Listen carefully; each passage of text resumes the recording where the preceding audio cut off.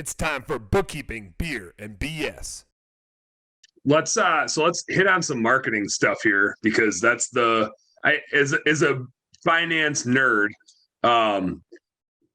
marketing is the one. Like, I've got some principles in business that I always like to go back to.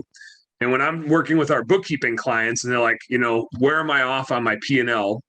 We break P&Ls down into 5 simple groups: cost of goods sold for production stuff, admin overhead for office related stuff, fixed overhead for infrastructure stuff, variable overhead for like frugality, investments, repairs and maintenance, stuff like that.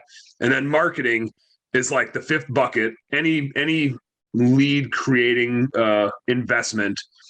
And everybody's like worried about how much they spend on each bucket, which they should be. But marketing is the one where I'm like, yeah, set a budget so you roughly know how much you're going to spend. But don't feel bad if you overspend it. And if you don't have the capacity, or if the acquisition cost isn't right, don't spend it. Like, it's not about the budget. That's just to estimate roughly how much you're going to spend. And it's more like your marketing budget is more about how much you're going to do in sales. Like, your marketing is the thing that you start budgeting with, because it's the thing that's going to drive your sales. So I tend to look at marketing as like, there's no wrong number. Keep spending money on marketing as long as it keeps generating a positive return to you.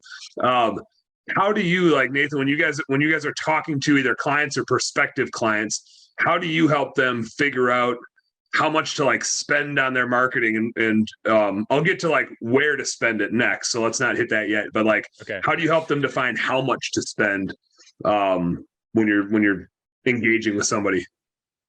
This is a great question. It's one of the great unanswered questions, right? Like, because we're going to get into an infinite fight about this.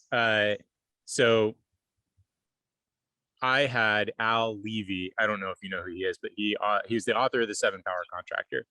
Okay. And I'm like a Traction EOS guy. Like, my title is integrator. I'm all about that life. But 7-Power Contractor and Traction, I don't know if anybody's familiar with either one, but that I kept telling him on the podcast, do you understand that you wrote Traction for home service companies? Like, that's what you did. And he was like, I don't know anything about it.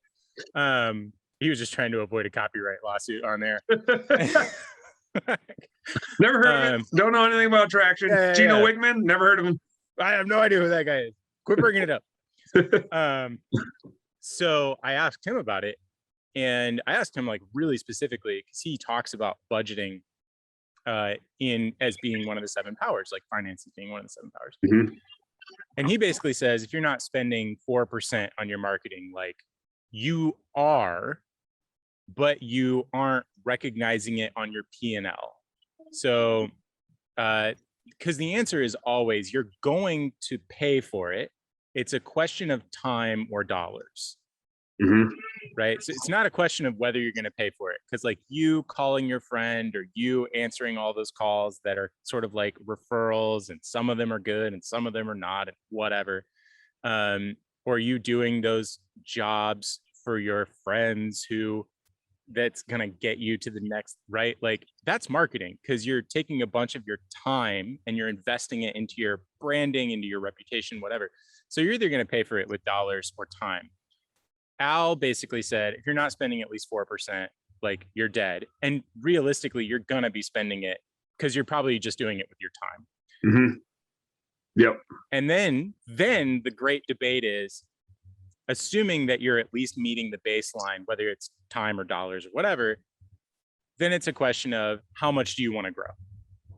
So if you're not looking to grow at all, like, let's say you're absolutely at your capacity, you really are like, I have 5 guys, I have 1 guy, I have 20 guys, it doesn't matter. I have lots of people, right person, right seat. I'm not interested in hiring right now. I just want to get through the next 6 months, the next season. I don't want to think about it. Then you need to maintain, right? Like, okay, it's a season of maintenance. You're probably going to sit around that 4 to 6% number pretty happily and just continue managing your reputation. Again, I don't know whether that's dollars or time, but probably around that. If you're actually looking for growth, I mean, if you want to get like more brand recognition, if you actually want to get, I know you call it proactive and reactive. I just call it long and short-term ROI. Okay. I think we're saying the same thing with slightly different words, but yeah. if you're into a season of growth, you might be spending 20, 30% on marketing, right? The whole idea is that it's something that is going to bring you to a next level. And that's why you're investing in it. It's, you know, this, like, and we'll talk about this in methods of marketing, but it's not always a turn of like, I'm going to invest $1 and I'm going to get $10 back. There's a lot of it that's, yeah, that might be true over time, but in the super short term, it's a lot more ethereal than that. It's one of those things you have to put in and know that you're going to reap the rewards later on. Mm-hmm. Sales guys, you know, we talk about all the time, like fill the funnel. Like you got to fill the funnel. It takes sales guys so long to like fill the funnel, and then things start being more consistent. So anyway, I would say maintenance, if you're running at 5%, whether it's money or time, and if you want to get growth, you're all the way up to 20 to 30% probably. Yeah. I tend to see different industries can be a little bit different depending on if it's one-time service type of stuff versus recurring service type of stuff. Recurring services seem to be able to, well, I don't know if it's be able to spend a little bit less or just don't spend quite as much, because recurring services generally have a little bit lower margin structure, and therefore like a bigger dollar per client, don't need to spend from a percentage standpoint, don't need to spend as much.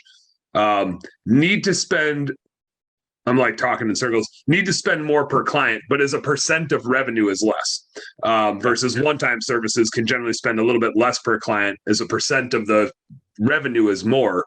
But when you have to go kill a new, you know, like go hunting and kill something new every day and bring it back to the cave, you're willing to spend more on marketing to go get that next client.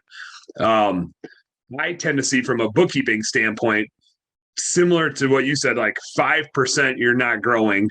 10% you're starting to get there, but the bigger your business gets, the higher your percentage needs to get to, because you have more natural attrition.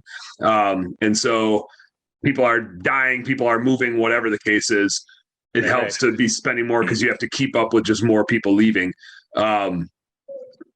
We shoot for 15%, but I'm not disappointed if we spend 20. As long as our acquisition cost doesn't suck. If we spend 20% and get nothing for it, that's a problem. Likewise, if we spend 20% and totally kick ass, like, why did I only spend 20%? I should have spent 25%, because as long as every time I spent the money, I got the return for it, like keep priming that pump. So let's go to the what now. So that's like the how much, somewhere, 5 to 25%. And that's, you're on the spectrum of like how much you want to grow and how aggressive you want to get.